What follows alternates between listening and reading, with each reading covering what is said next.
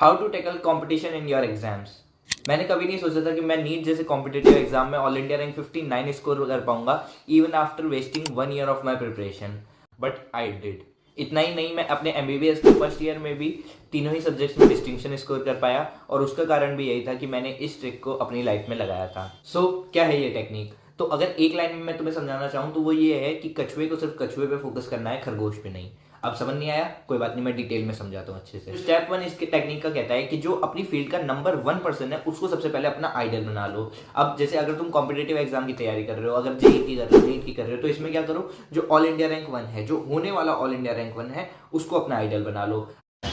अब वो तुम्हें कैसे पता कि होने वाला ऑल इंडिया रैंक 1 कौन है? तो इमेजिनरी कौन होगा उसका अपने दिमाग में एक फोटो बनाओ, ठीक है। स्टेप 2 होगा कि देन ट्राई टू अंडरस्टैंड कि वो तुमसे क्या अलग कर रहा होगा, ऐसी क्या क्वालिटीज होंगी जो उसमें तुमसे बेटर होंगी या बाकी लोगों से बेटर होंगी, जिस कारण वो ऑल इंडिया रैंक 1 होगा, ठीक है। अब स्टेप 3 इस टेक्निक का कहता है कि नाउ फोकस ऑन योरसेल्फ। अब अपने आप को सुधारने पे ध्यान। थोड़ा सा तुम्हें कंफ्यूजन हो रहा होगा तो एक एग्जांपल के साथ समझाता हूँ। अब कछुए खरगोश वाली कहानी तुमने सबने सुनी होगी, उसको थोड़ा सा मॉडिफाई करते हैं। अब यहाँ पे हमारी जो कहानी है वो ये कहती है कि एक कछुआ है, एक खरगोश है, उन दोनों के बीच में रेस चल रही है। कछुए की स्पीड मान लेते हैं 10 है, खरगोश की मान लेते हैं 20 है, ठीक है। और अब कछुए को खरगोश को हराना है। कैसे हराएगा वो? तो वो सबसे पहले तो क्या करेगा, वो सबसे पहले अपना आइडियल बनाएगा जो सबसे तेज भागता है उसको। तो सबसे तेज भागता कौन है?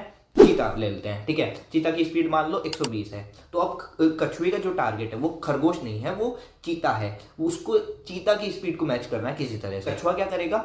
कछुआ ना अपने अंदर कुछ चेंजेस लेके आएगा, उसको देख के चीता को देखेगा कि वो ऐसी क्या चीजें अलग करता है, चीता की क्वालिटीज क्या अलग है जिस कारण से वो इतना तेज भाग सकता है। और उसी तरह के चेंजेस अब कछुआ खुद के अंदर लेके आएगा, ठीक है। अब आ जाते हैं स्टेप 4 पे। स्टेप 4 कहता है कि जो कछुआ है अब वो क्या करेगा, वो अपनी डिफरेंशिएटिंग क्वालिटीज पे फोकस करेगा और उनको एनहांस करेगा।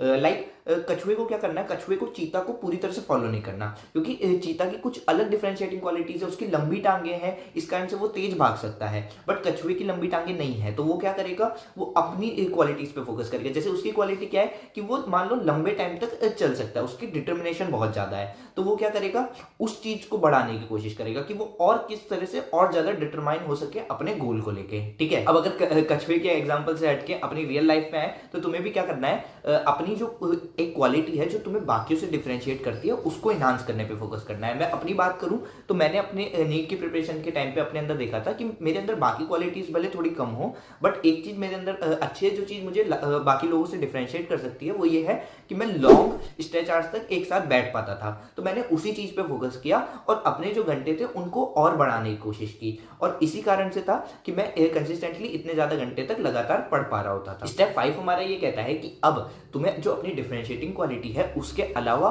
बाकी क्वालिटीज पे भी थोड़ा थोड़ा फोकस करना है। लाइक फिर से मैं अपनी बात करूं तो मैं लंबे घंटों तक बैठ पाता था, ये तो मेरी डिफरेंशिएटिंग क्वालिटी थी, बट इसके अलावा मैंने बाकी जो क्वालिटीज हैं उनको भी थोड़ा थोड़ा अपने अंदर डेवलप करने की कोशिश की। लाइक मैं थोड़ा थोड़ा सा स्मार्ट वर्क करने की भी कोशिश करता था। इसके अलावा डिसिप्लिन को किस तरह मेंटेन करना है, शेड्यूल किस तरह से बनाना है, इन चीजों पे भी फोकस करता था ताकि मैं ओवरऑल अपना डे प्रोडक्टिव बना सकूं। इसी तरह अगर तुम भी अपना ओवरऑल डे प्रोडक्टिव बनाओगे तो डेफिनेटली तुम जो अपना कॉम्पिटिशन है उसको काफी कम टाइम में आउट परफॉर्म कर दोगे। एंड बूम, खरगोश की इंस्टेंटेनियस स्पीड तो अच्छी थी, बट जो कछुआ था, कछुए ने अपने डिटर्मिनेशन पे फोकस किया। कछुआ अपने डिटर्मिनेशन को और एनहांस करता गया और वो कारण हुआ कि खरगोश को वो आउट परफॉर्म कर गया। अगर ओवरऑल स्पीड पूरी रेस की निकाली गई तो हो सकता है खरगोश की 20 ही रही, ठीक है, बट कछुए की 21 हो गई। भले ही वो चीता नहीं बन पाया, बट वो जो अपने कंपटीशन था उसको आराम से टैकल कर गया, उससे जरूर जीत गया। यही थे 5 स्टेप्स। आई होप तुम्हें ये हेल्प करें। मैं तुम्हारे ओपिनियंस का कमेंट में इंतजार करूंगा। मिलेंगे नेक्स्ट वीडियो में। Thanks for